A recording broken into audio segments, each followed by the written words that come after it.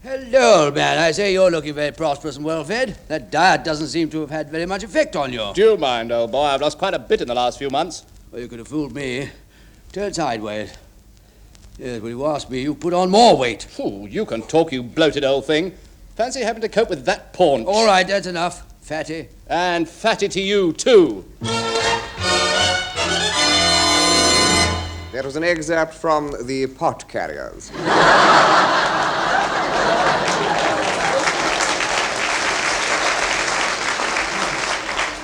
Another in our series, A Film Worth Remembering, which is more than could be said for the next half hour. However, for the more tolerant listener, here is a sort of radio show which is beyond our ken. Among those taking part are Andy Climax, Lady Pearl Ann Plain. She's a nit. To continue, Jet Menuhin, and of course Mr. Kenneth Horne, the man of whom David Nixon once said, Snap.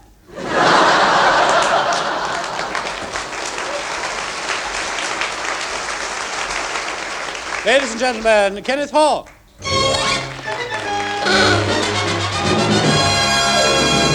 Hello, Beyond, and Ken to our welcome. Oh, it's no good, I must rehearse sometime. Well, now, let me tell you some of the things that have happened since we last met. On Monday, I ran into a girl I know who was telling me she'd just broken off her engagement to a doctor, and he sent her in a bill for 47 visits. Tuesday, I popped in to see an aqua show. Well, apparently it had been so successful they were held under for another week.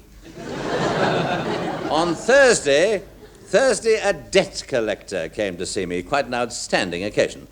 The trouble was, listen very carefully, the trouble was a theatrical costumier was claiming that I hadn't paid him for part of a costume which I'd hired for my small daughter when she went to a fancy dress party dressed as a dove. So I said to this chap, all right, what do I owe? And he said, you owe for the wings of a dove.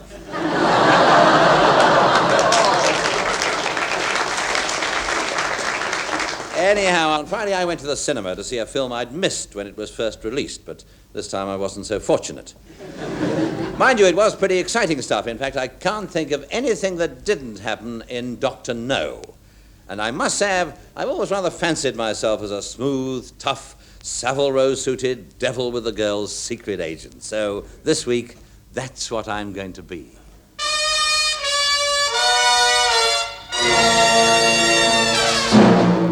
We present Dr. Yes, or Premium Bond.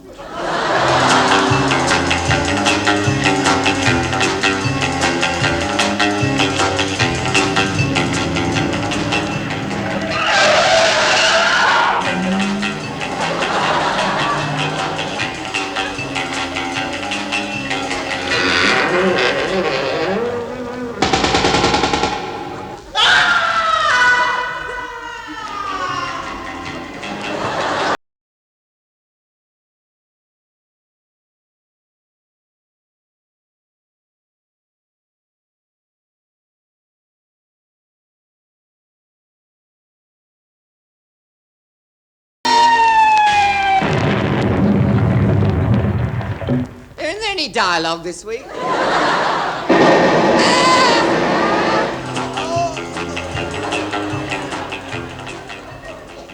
Our story starts in London, in the office of Secret Service Chief Mr. M. Come in. Kenneth Bond reporting. Oh, hello, Mr. M. 007. Have you met Miss Q? No, but I just ran into WC.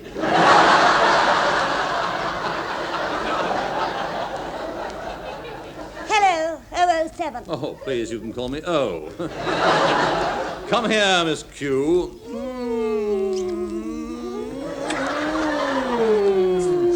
Oh, 07. I've never been kissed like that before. Yes, I expect the rest of your life will be an anticlimax. Honestly, 007, you seem to have got away with women. Well, I haven't got away with many lately.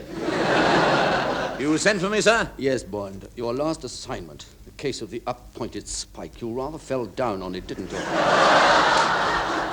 I'm sorry, sir. Well, Bond, as it happens, I've got another assignment for you. Your most dangerous one yet. In fact, there's precious little chance of you coming out of it alive. Well?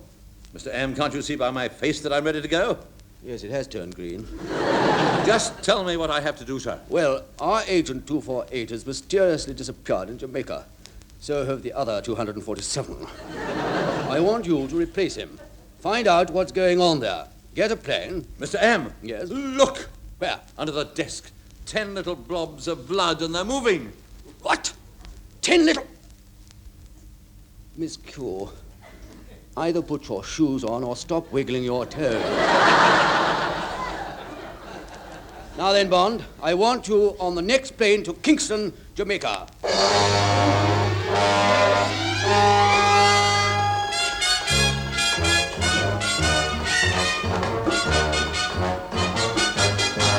Kenneth Bondy did to Jamaica come with Savile Row suit and shoulder holster gun. He found many mysteries that did perplex, but he found also plenty of time for... Yes, thank you very much.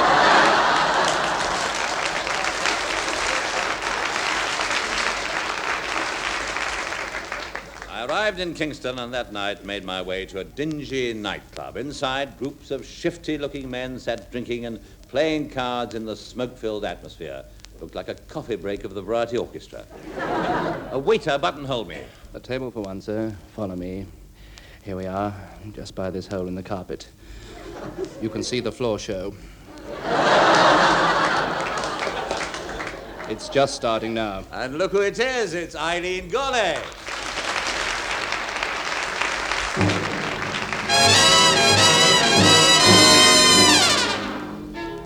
Everyone gets into a dull routine if they don't get a chance to change the scene. I could not be wearier, life could not be drearier if I lived in Siberia. I'll tell you what I mean. I met a rather amusing fool while on my way to Istanbul. He bought me the Black Sea for my swimming pool. Monotonous, for 30 days salt air I sniffed while I was shipwrecked and cast adrift with a man who looked like Montgomery Clift. Monotonous, for what it's worth, throughout the earth I'm known as femme fatale. But when the yawn comes up like thunder, take back your Taj Mahal. Cuban thought I was his moon and sun. For me he caused a revolution. But after he was shot, he wasn't much fun. Monotonous.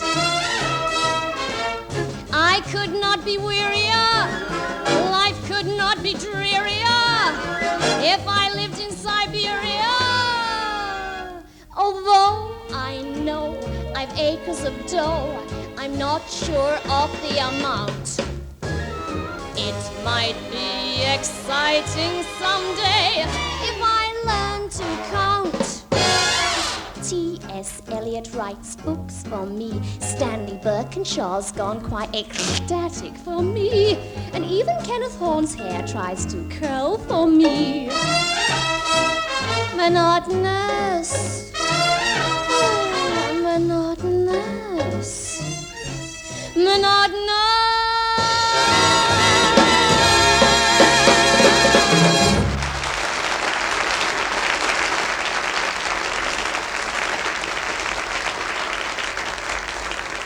Jolly nice, Eileen. Excuse me, are you Kenneth Bond? Yes. Who are you and what you want? Strange Ways. Yes, I'm sure you have, but who are you? Strange Ways, that's my name. I'm your contact. Oh, good. Now sit down, have a drink. Just coffee for me. Bond, I'm on to something out here. What's her name? No. Listen carefully. Just off the coast, there's an island. It's called Crab Key. There's some strange activity going on the island. Some vast and sinister undertaking controlled by one man. A man who calls himself... Dr. Yes. No. Yes. But Bond, only I know his true identity. I and one other. Who's that? Him. And The terrible secret of Crab Key Island is... The coffee! The coffee! What is it? No sugar.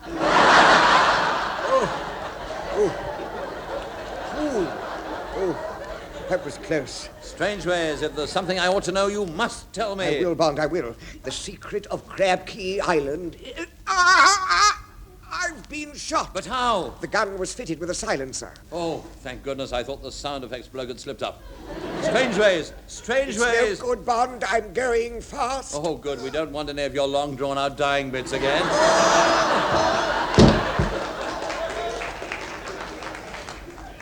I paid for the drinks and left. I went back to my hotel and up to my room. I opened the door, and there, stretched out across the bed, was... an eiderdown. I undressed, got into my pajamas, and just as I was getting into bed, I saw her. She was standing by the window, tall, slender, alluring. You must help me. They're after me. I'm not surprised. No, you don't understand. I know too much. No wonder they're all after you. Especially in that swimming costume. No, you like my bikini. Bicky? That's short for bikini. Yes, I was just thinking that myself. But why are you wearing it? I have been collecting seashells, and I landed up on Crab Key. Crab Key? I thought that would interest you. You see... Don't move! Stand back! What is it? Nothing. Nobody goes to sleep when we're on. Now tell me.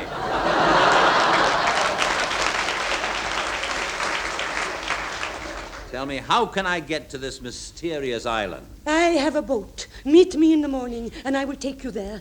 Would you be willing to come across? It's funny, I was just going to ask you that. Please, I'd better go now. Must you go? Well, I can't very well stay here. You're in your pajamas. Oh, don't let that worry you. I can soon take them off. No, please, no. I'll go. Till the morning, then. Good night. Sleep well. I went to bed and slept well. Apart from a slight disturbance when a tarantula spider crawled onto my pillow, but I was ready for it. I'd seen the film. Next morning, I met the girl at the harbor and we rowed across to Crab Key Island.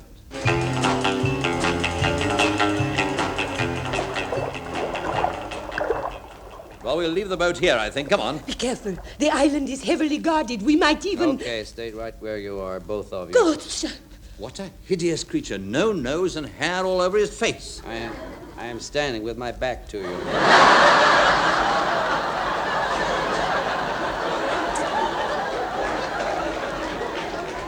Okay, behind you there's someone else. Correct. All right, drop them. I beg your pardon.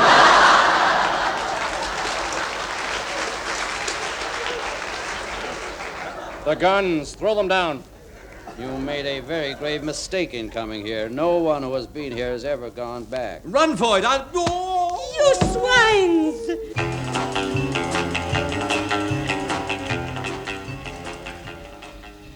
Oh, my head! Where am I? A small room, and look, the ceiling is coming down towards us. We're in a lift. Where are you taking us? To a city beneath the sea. A whole fantastic empire ruled over by the notorious Dr. Yes. There's something very strange going on. What's afoot? 12 inches. Thank you. Here we are. All right, Bond, you and the girl wait here. Dr. Yes will be along in a moment. I wonder if... Bond! Look, over there. That panel in the wall. It's opening. There's somebody stepping out. God! It's him. Dr. Yes. So at last, Dr. Yes, we come face to face. Yeah, good morning.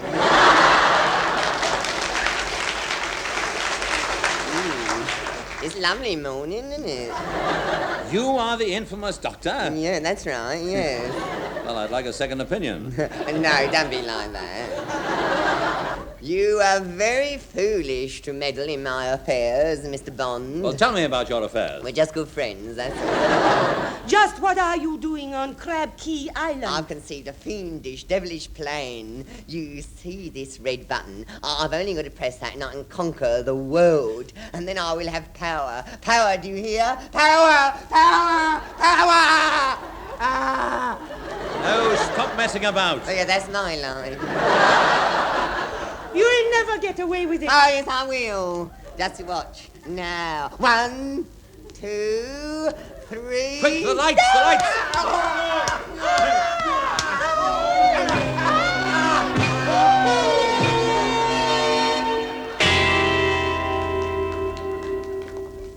Well done, Bond, and welcome back to London.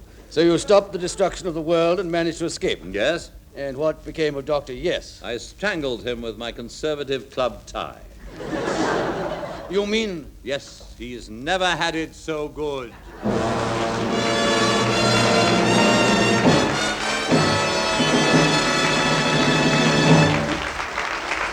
now here are 4 secret agents ready to decode a song called Just in Time. It's the Fraser Hayes 4.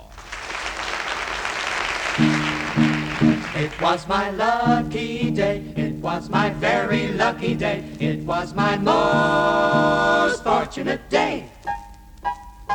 Just in time, bop, I found you just in time, bop, before you came, my time was running low, bop, bop, bow. I was lost, the losing dice were tossed, my bridges all were crossed, nowhere to go. Now you're here, and now I know just where I'm going, no more doubt. Out of here I found my way, and love came just in time. You found me just in time. You changed my lonely life that lovely day. It was my lucky day, it was my very lucky day. It was I've been hanging around this town, I've been waiting around for you. It was my lucky just about day. Got me down, I didn't know what to do. Then it happened. Just in time, I found you just in time. Before you came, my time was running low. I was lost, the losing dice were tossed, my bridges all were crossed, nowhere to go. Now you're here, and now I know just where I'm going. No more doubt or fear, I found my way. And love came just in time. You found me just in time. You changed my lonely life that lovely day. You changed my life. How you changed my lonely life. You sure changed my lonely life. That lovely day. Just in time.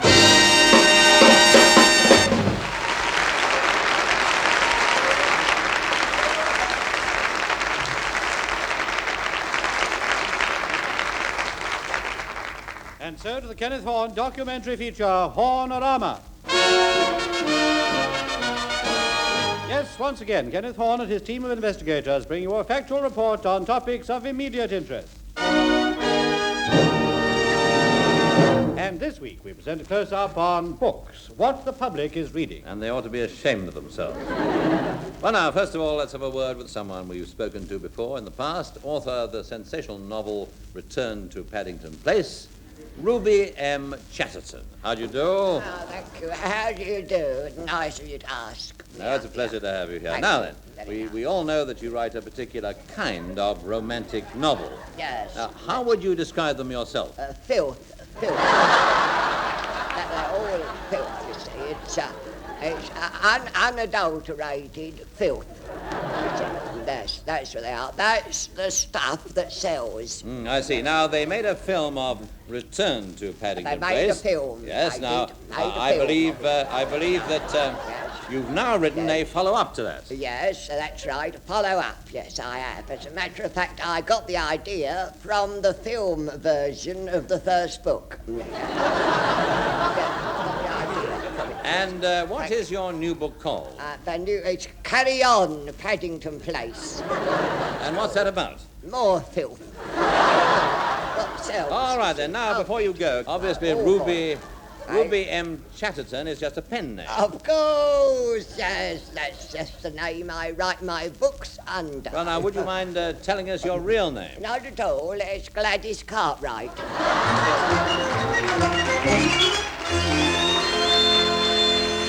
Finally, we turn to our panel of experts in Hornorama who are waiting to discuss a random question on this week's topic. Top of the table in the trailing Mike Tartan, Rafe Robertson. Good evening. And a special hello to the ain folk of my wealthy homeland. Wealthy? Of course, you've heard of our bonny banks. Next, our recording idol. In fact, he hasn't done much for some time, Ricky Livid. Hello, Nat. It's been a very good year for girls. Is that your latest recording? No, it's a statement of fact. Well, you know, I mean, when you're someone like me, I mean, you get mobbed by the birds and that, and they tear your buttons off and they try to grab a lock of your hair as a souvenir, like. Oh, so that's how it is. Yeah, that's it. Yeah. You must have been a very popular singing star. All right. Now let's welcome once more the lady with the best flaky pastry in town, Fanny Haddock. Hello again. Now, lastly, someone who spends so much time at the plough and then moves on to the pig and whistle, Arthur Fallowfield. Well, I had a very exciting experience this week. I was strolling through the South Meadow when suddenly a young girl came rushing towards me on some well-known farming vehicle. A tractor? Well, I think I must have done. Yes.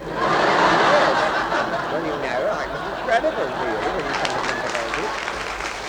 I mean, what happened was, you see, she come up, she chased me all over the place, and when she caught me, I'm happy to say... Thank you, Arthur. That's our team of experts, and so to this week's question, which comes from... Trent Miles. Miles. I know that name. Now, which part of the country are you from? Nowhere in particular. I'm miles from anywhere.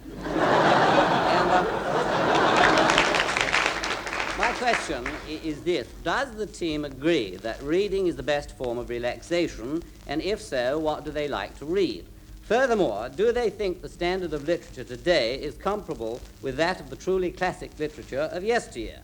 And if so, do they think... Why don't you shove a bookmark in your cake hole? Fallowfield. Well, all that Yes, history. sorry, sir. Sorry. All right, now, Rafe Robertson. Well, I don't know, really. Well, then why don't you belt up as well? Yes, there's nothing I like better than to get my teeth into a really good book. And if anyone should happen to come across a copy of Peyton Place with teeth in, they're mine. All right, now, let's hear from you, Ricky Livid. Yeah, I have read a book. What was that? Well, I think it was a blue one.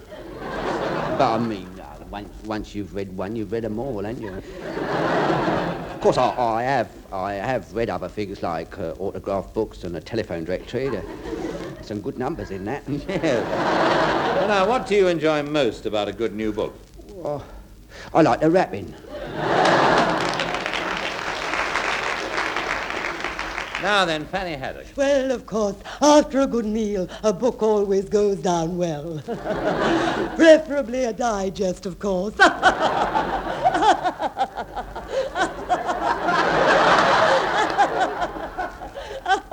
Look, now I think she's laying an egg. Yes, indeed, my darlings. Reading improves the mind. Good educational books. Mind you, I'm not adverse to a few thrills. A chance would be a fine thing. Oh, my God. Fallowfield, buttered parsnips to you, too. As a matter of fact, I've just read a most marvelous mystery book, full of red herrings, and it kept me guessing from start to finish. What was it called? The Railway Timetable. All right. Now then, Arthur Fallowfield. Well, I think the answer lies in the soil. Good down-to-earth books. I mean, books that really say what they mean. None of this flowery, romantic muck like, darling, there is a magical moment awaiting us. I mean, what utter twaddle. No, people don't talk like that. They'd say, now, look here, why don't Thank you, Arthur.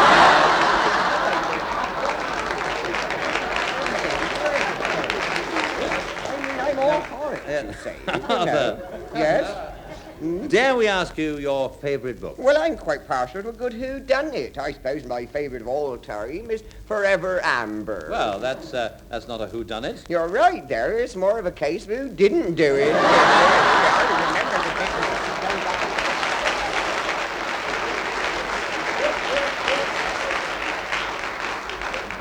And that's all from us this week. This is Kenneth Horne saying goodbye for now and leaving you with this thought from a listener in Clacton-on-Sea.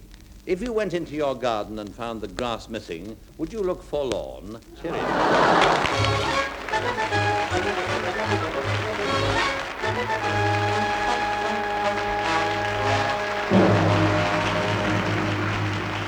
You might have been listening to or have just missed Beyond Our Ken, a sort of recorded radio show in which you heard Kenneth Horne, not to mention Kenneth Williams, Hugh Paddick, Betty Marsden, Bill Pertwee, the Fraser Hayes Four, Eileen Gourlay, and the BBC Variety Orchestra conducted by Paul Fennelly. Eric Merriman wrote the script, and the show is produced by John Simmons.